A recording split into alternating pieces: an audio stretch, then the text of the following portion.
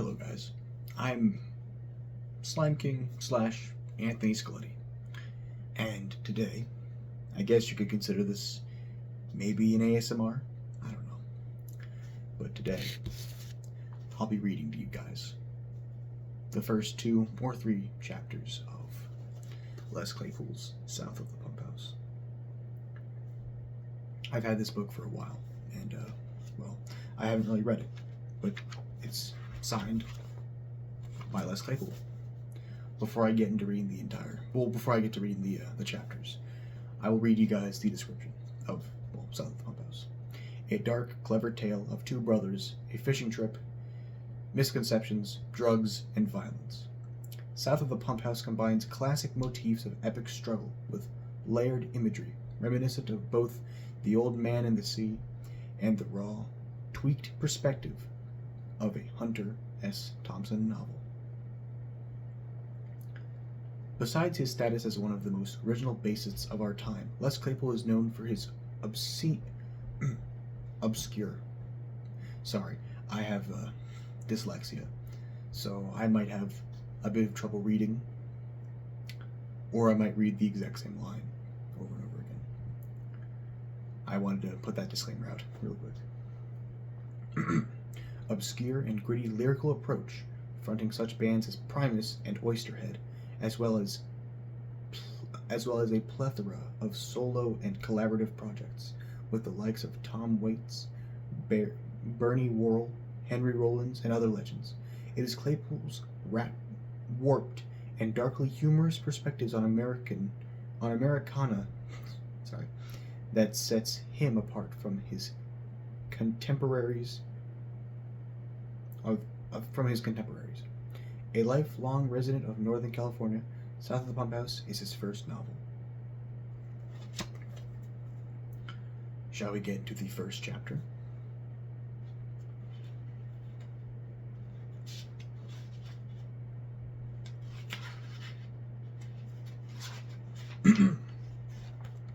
Chapter 1. The Town. Thwap, plunk, a chink. That little prick, she muttered, opening her eyes.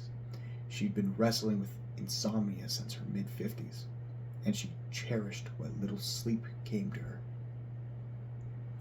The woman knew the local sounds of the nights: cats, dogs, the occasional backfire or squealing tire of an adolescent joyride through the neighborhood. Most nights the house was quiet, except for the drip of the bathroom faucet, or the random gurgles and blurps that emanated from the flatulent man who had shared her bed for the past 30-odd years. He was a journeyman, machinist,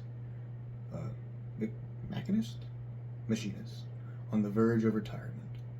They had plans. The 36-foot diesel pusher with 2 side outs that sat in the driveway with their ticket out of this blue-collar neighborhood. It had been a good place to live and grow, but lately these particular sounds in the night troubled her. These were the sounds of the old couple's impending obsolescence. The sounds of suburban vandalism. Thwap, plunk, and chink. The chubby kid in the split-level 2 doors from the end of the block was using the street lamp outside his window for wrist rocket target practice again. He was the type of fat bastard who would thump the small kids just for the hell of it, and was known to torture any neighborhood feline misfortunate enough to cross his path. Sounds like a jerk. He was holding firecrackers or other celebratory explosives late that summer evening, hopped up on sour balls of Baskin-Robbins ice cream. This plump youth decided that the time had finally come to get the job done right. Once and for all, he'd been plinking away unsuccessfully at the street lamp on a nightly basis. Since the weather had turned warm up until then, his only ammo had consisted exclusively of glass marbles that he'd stolen from his younger cousin earlier that day. However, he'd stumbled across some steel ball bearings while rummaging through an old coffee can filled with random nuts, bolts, and wood screws that he had found in his father's garage. Now armed with more formidable ammunition, he grabbed his trusty wrist rocket and went forth that very night to hunt and kill his shiny old foe. Thwap, plunk, a chink, that little prick, she repeated much louder than before, sitting up in her bed. What the hell, hon? It's that little prick across the street shooting his BB gun at the street light again. Not a BB gun, the words were muttered in the groggy fog. It's a wrist rocket. Rocket? Slingshot, hon. Thwap, plunk, a chink. That little prick. I'm gonna call the cops, she said, leaping up to look out the window. He's just a kid horsing around. Leave him be. Thwap. Chink, a pop, followed by the sound of glass shards hitting the asphalt. The woman looked out between the curtains at the newfound darkness. There it is. The little prick killed it. She fumed and shook her fists at her side. I'm calling a cop. Half asleep, the old machinist responded inadvertently with a gentle fart. Laughing at fart jokes. Really, I am super highbrow. The little neighborhood went unnoticed by the good folks at the city maintenance yard. As far as regular upkeep was concerned, the street lamp, as of 2 years later, remained just as shattered as it had been on the night it was hunted down and executed. It wasn't a bad area by any stretch of the imagination, but still far from the best that Contra Costa country had to offer. 20 years earlier, it had been a good alternative.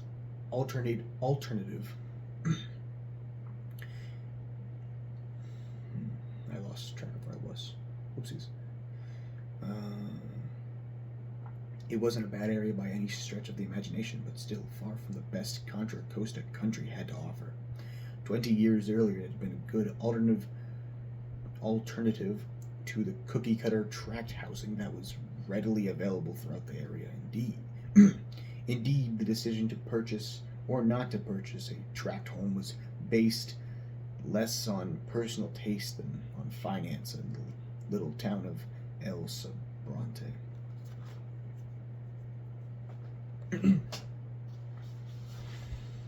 Calling it a town might have even been something of an exaggeration. El Sobrante was more of an annex village, striving to be a town.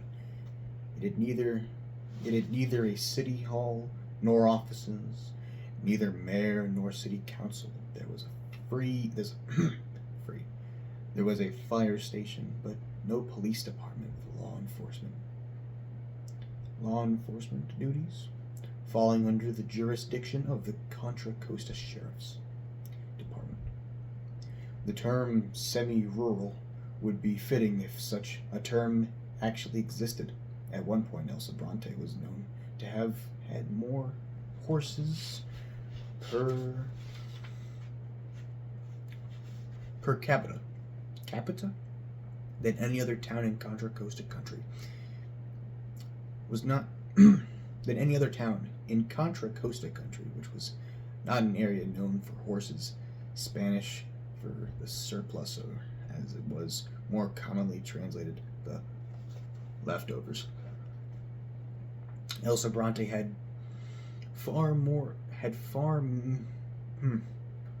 El Sobrante had for many years lived up to its title, this title, triangulated uncomfortably within the borders of the more industrial city of Richmond, the suburban valley town of Pinole, Sounds like a dessert. Pinoli, and the more upscale village of Orinda El Sobrante. Or that annoys me. Dyslexia just is not good. Village of Orinda. El Sobrante had always been a cultural enigma. Most who moved there did so because it was cheaper than Pinoli, and less, for lack of a better term, ethnic than Richmond. In the 70s, forced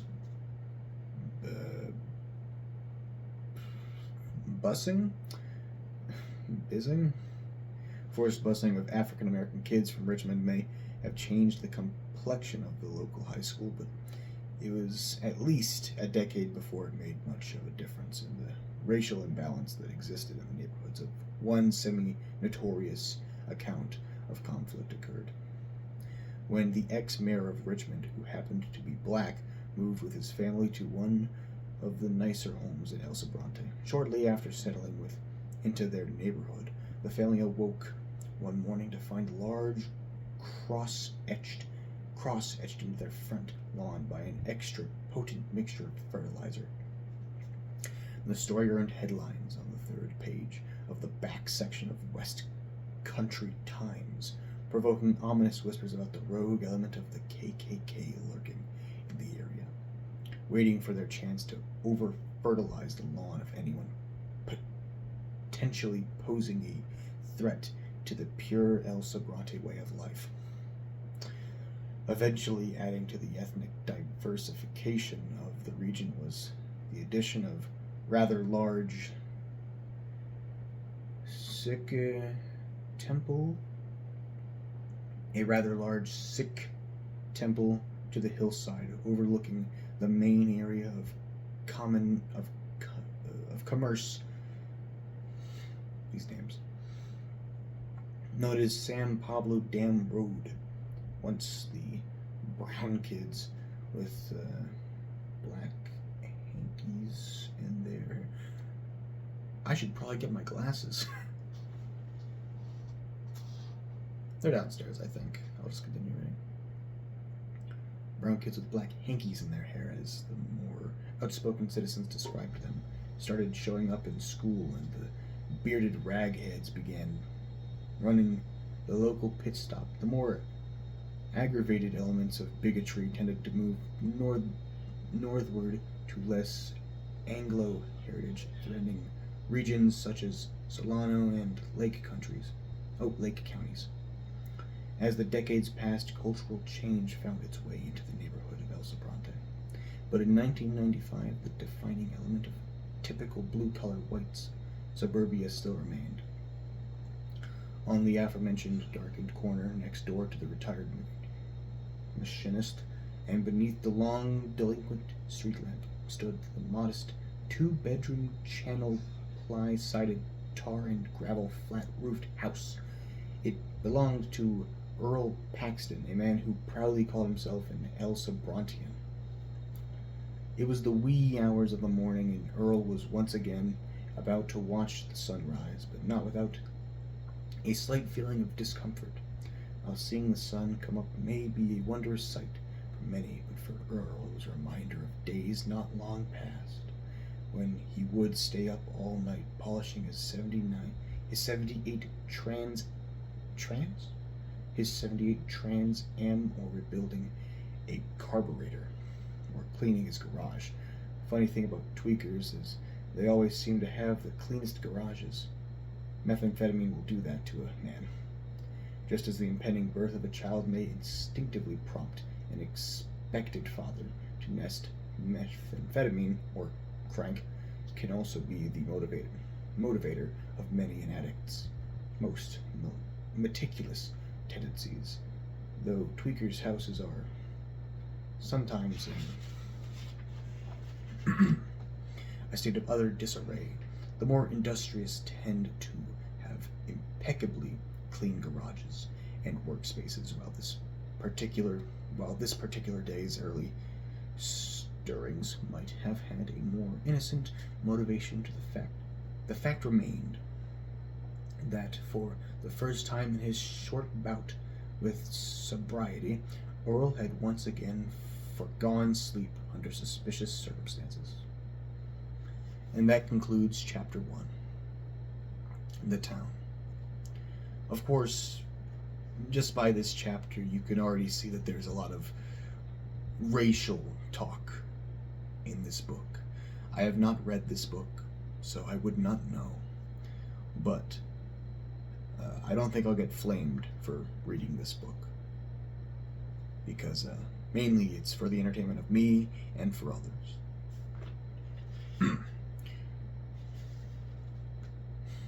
15 minutes, almost 16 minutes. Let me see how long the next chapter is. 1, 2, 3. 3 pages. I could read 3 pages. Chapter 2, The Rage. Sniff. The refrigerator light illuminated Earl's face as he began poking through the shelves, moving items, searching while he rummaged. He continually sniffed and pinched his nostrils as if to clear his sinuses. Sniff. Earl hovered from shelf to shelf, moving downward. He reached the bottom, shuffling some items out of the way, eventually finding what he was looking for. It was a large plastic Ziploc bag containing a medium-sized whole fish. He removed a medium-sized whole fish. He removed the bag, opened it, and smelled the contents. He then closed his eyes, flaring his nostrils and inhaling abruptly. He paused for a moment, contemplating the freshness of the particular fish. A modest specimen of stripped bass caught a few days earlier off the Brothers Islands in San Pablo Bay. San Pablo Bay. Reminds me of a Primus song. The toys go winding down. Of course, I'm going to assume that all the places mentioned in this book are real places. Places that I probably don't know of because I don't really study towns or countries and all that stuff. You're allowed to comment and say if I'm correct or wrong.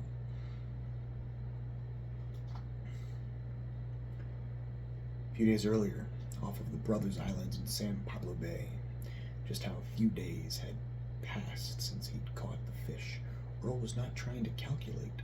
The trip itself had been all but a wash as far as fishing goes. The target fish of that journey was as usual, sturgeon, failing to produce anything in the mud flats. Earl had decided to stop off at the Brothers on the way back, with hopes of catching a stripper or two.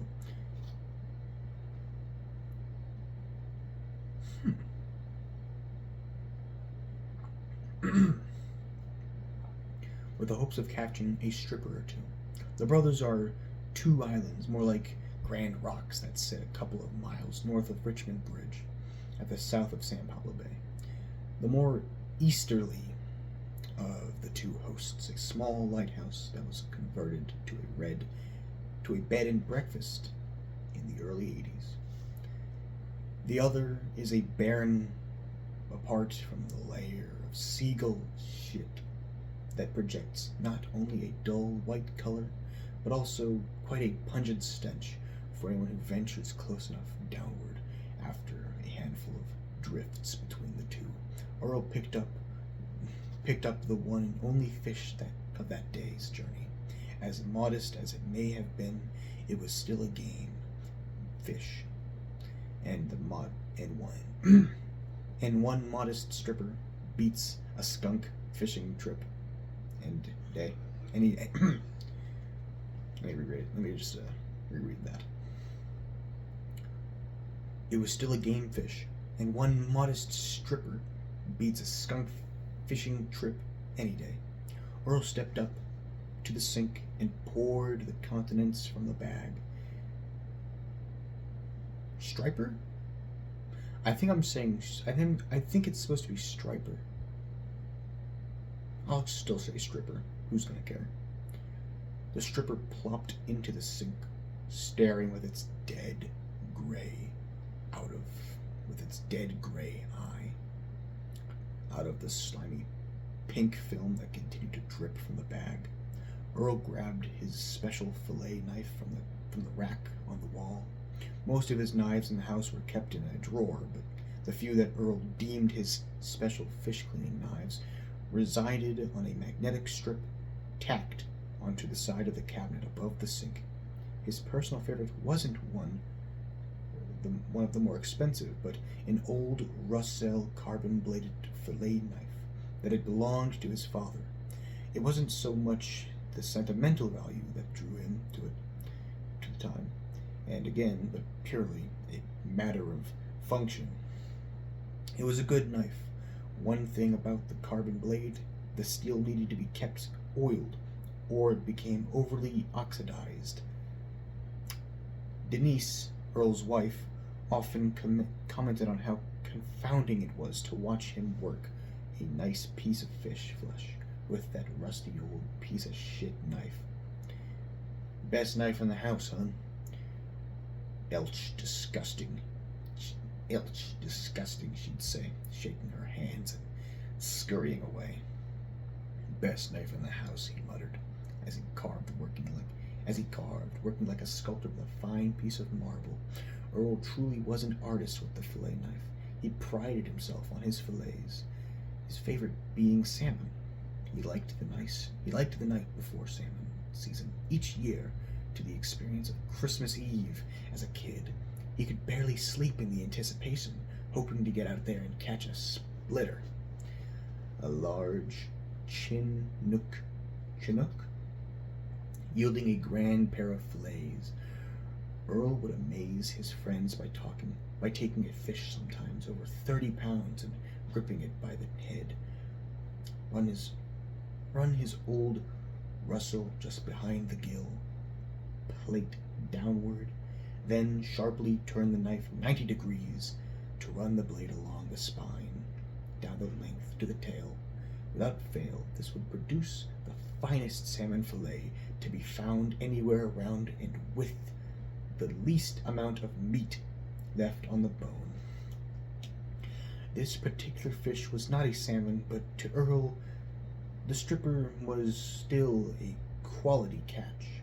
He regretted not cleaning it sooner after catching it, but recent circumstances placed this modest bass low on his priority list. Denise was gone again, off to stay with her mother until Earl got his shit together. It was now or never for the little stripper. He thought soon the fish would turn if it hadn't already, and that would be just plain wasteful. Grabbing it by the tail, he flopped it up onto the cutting board with a greasy wet slap.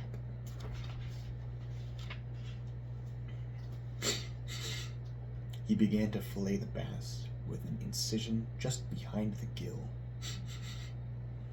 Earl wiped his nose with the black of his right hand, which held the knife, and continued to work on the fish. A slight trickle of blood appeared from his right nostril. Small droplets of red began to fall on the shiny gray stripes of the bass. Ah, fuck, he groaned, wiping his nose again, streaking blood and mucus across his face and onto the back of his hand. With slimy fingers, he reached for a paper towel, held it to his nose, and tilted his head back, staring towards the ceiling. After a few moments, satisfied that the blood had stopped, he threw the towel aside and continued on the fish. Irritated, his movements became increasingly erratic, causing him to foul up the cut. He examined the fillet. Shit. Earl dropped the piece of fish onto a bowl, visibly frustrated. He tried to salvage his work, carving in around the backbone for the meat that was left behind. He slipped with the knife and sliced his thumb. Fuck. Earl stuck his thumb into his mouth and his nose immediately began to bleed again. He returned to filleting the fish, not noticing the blood from his nose. He flipped the fish over to work the other side. His movements becoming more awkward and irregular. Blood began to drip onto the fish flesh from his nose. His thumb was also starting to bleed more rapidly. Fuck. Earl began to slash frantically at the fish, removing small chunks, depositing them into the bowl. He wiped his nose with the back of his hand again, smearing blood. The crimson continued to flow and drip onto the bass, creating a horrid slurry. Fuck. Earl hacked at the fish, with one hand holding the back of the other against his nostril. He roared as he hacked, finally grabbing the mutilated bass by the head and stuffing it tail first into the garbage disposal. Reaching to switch on the disposal, he smeared blood and slime onto the switch plate. The disposal kicked in with a growl, spinning. The bass in the drain. Earl watched the fish blood drain from his nose, dripping onto the white Flowmaster Muffles t-shirt. His breathing was heavy and rapid, like a spent boxer. A few moments elapsed before he was able to calm himself down. Finally, he took a deep breath and switched the disposal off. Earl watched the head of the fish as it stopped spinning in the drain. He focused intently on the vacant gray eye.